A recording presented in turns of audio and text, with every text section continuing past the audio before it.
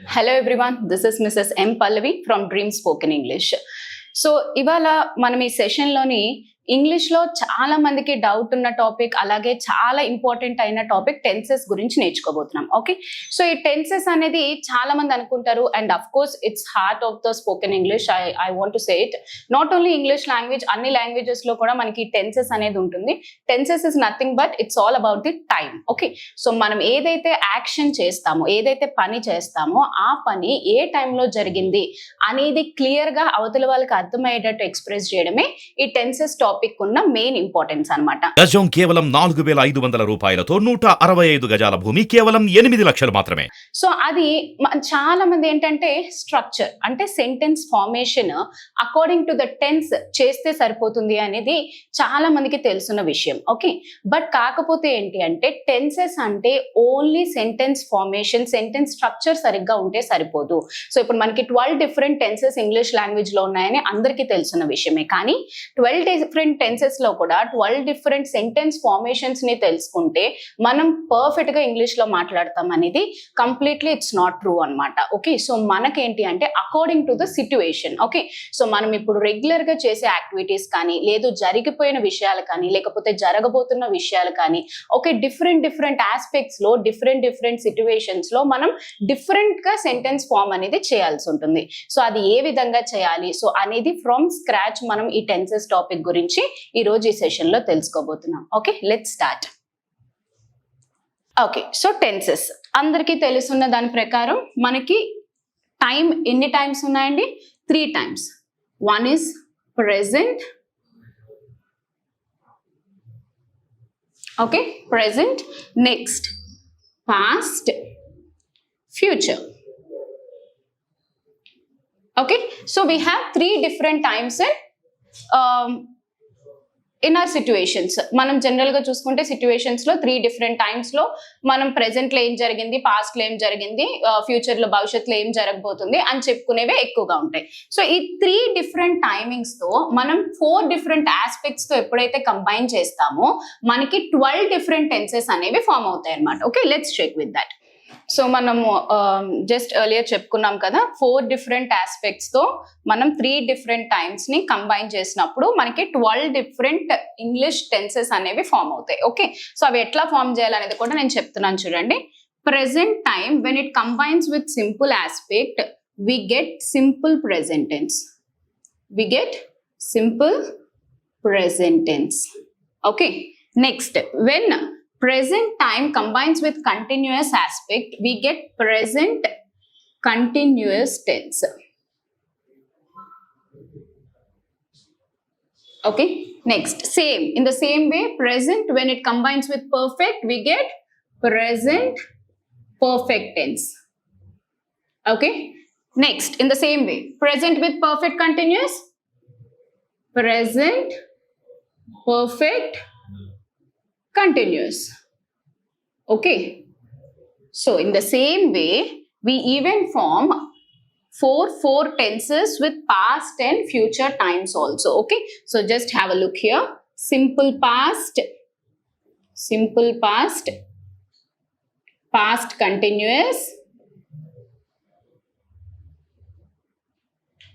past perfect and past perfect continuous.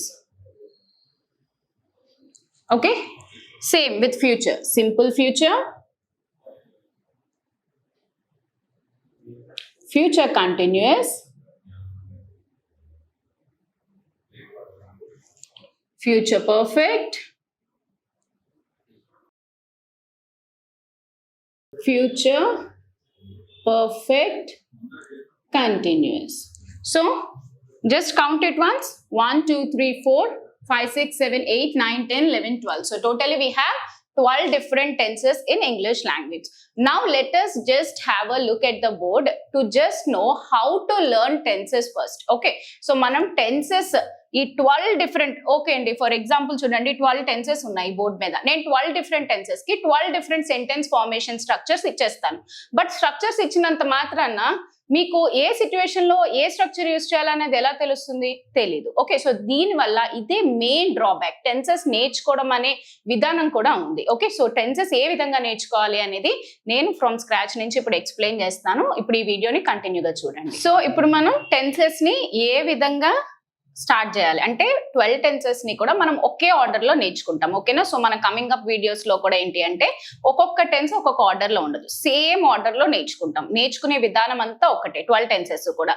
కాకపోతే ఒక్కొక్క దానికి ఒక్కొక్క టైప్ ఆఫ్ యూసేజ్ కానీ, ఒక్కొక్క టైప్ ఆఫ్ సిచ్యువేషన్స్ కానీ, ఒక్కొక్క టైప్ ఆఫ్ సెంటెన్స్ ఫార్మేషన్ కానీ ఉంటుంది తప్ప బట్ మన వే ఆఫ్ లెర్నింగ్ అనేది చేంజ్ అవ్వదు త్రూ 12 టెన్సెస్ 12 సెషన్స్ కూడా. ఓకేనా?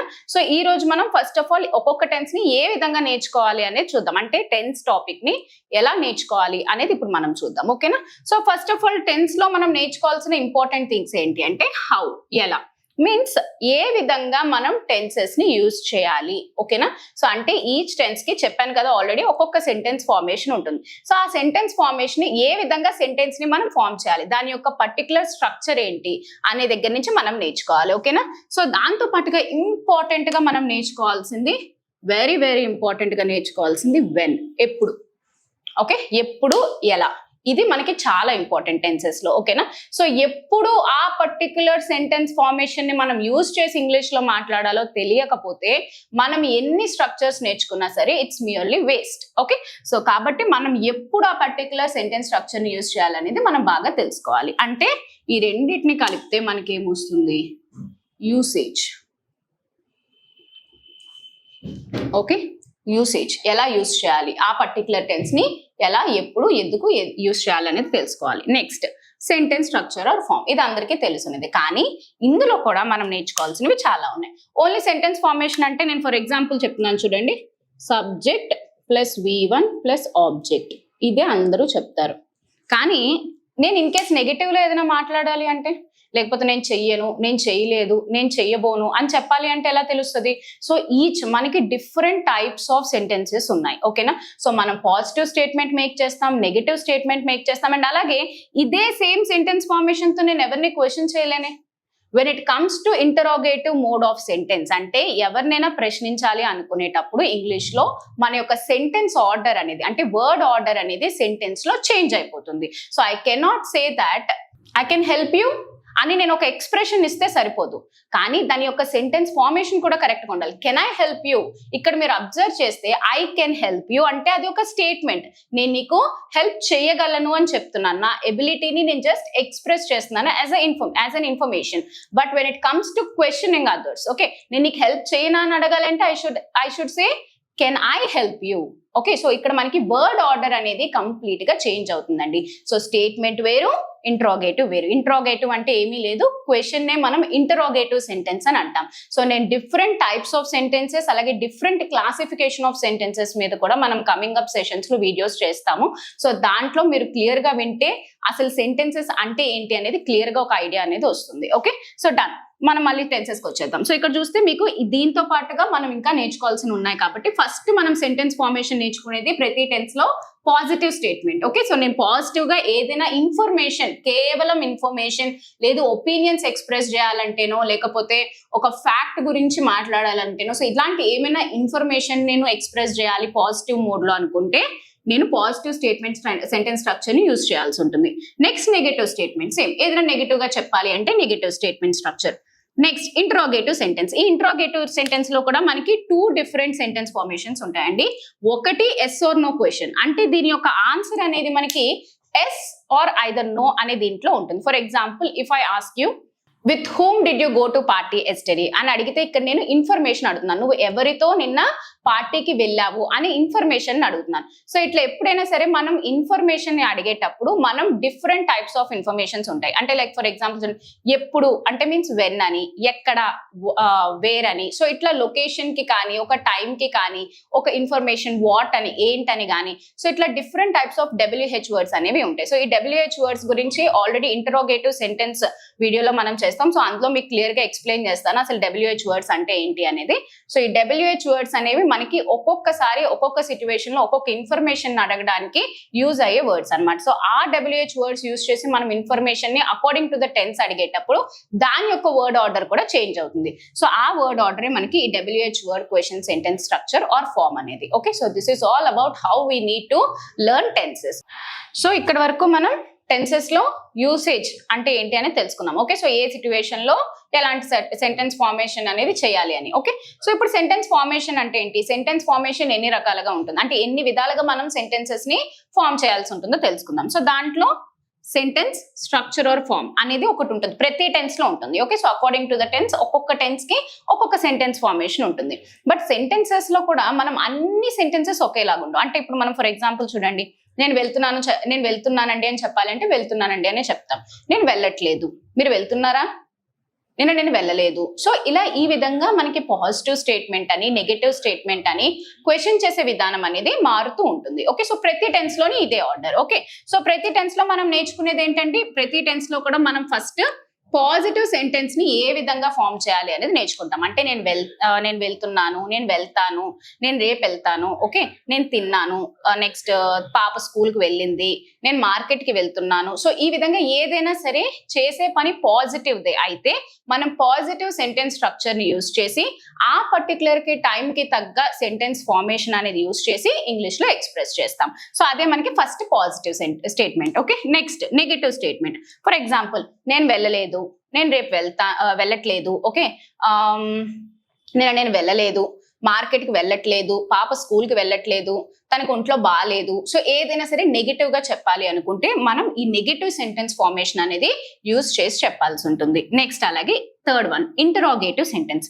ఇంటరాగేటివ్ సెంటెన్స్ అంటే ఏం లేదండి, క్వశ్చన్ చేయడం. ఓకే, సో క్వశ్చన్ చేసే ఆ పర్టికులర్ సెంటెన్స్ ని మనం ఇంటరాగేటివ్ సెంటెన్స్ అని అంటాం. ఓకే, సో ఈ క్వశ్చన్ చేయడంలో కూడా రెండు ఉన్నాయండి. ఒకటి ఎస్ ఆర్ నో క్వశ్చన్ అంటాం, రెండు WH వర్డ్ క్వశ్చన్ అంటాం. సో ఈ WH వర్డ్స్ అంటే ఏంటి అనేది ఇంటరాగేటివ్ సెంటెన్స్ క్లాసిఫికేషన్ ఆఫ్ వీడియోలో నేను క్లియర్ గా ఎక్స్ప్లెయిన్ చేస్తాను. సో WH వర్డ్స్ అంటే ఏమేమి ఉన్నాయి, WH ఫ్యామిలీ అంటే ఏంటి, క్వశ్చన్ వర్డ్స్ అంటే ఏంటి, అవి మనం ఎలాంటి సిచ్యువేషన్స్ లో యూజ్ చేసి క్వశ్చన్ చేయొచ్చు అనేది మీకు క్లియర్ గా నేను ఆ వీడియోలో చెప్తాను.